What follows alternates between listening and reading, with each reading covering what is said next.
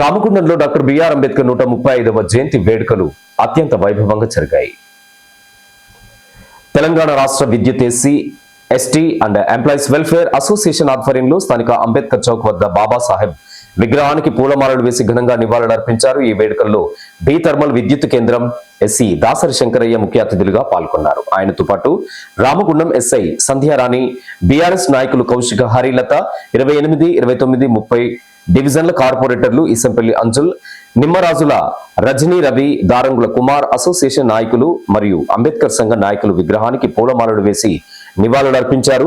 సందర్భంగా బాబాసాహెబ్ ఆశయాలను ప్రతి ఒక్కరూ పుణికిపుచ్చుకోవాలని వారు కోరారు. అంబేద్కర్ జయంతిని పురస్కరించుకుని సామాజిక బాధ్యతగా సేవా కార్యక్రమాలు నిర్వహించారు.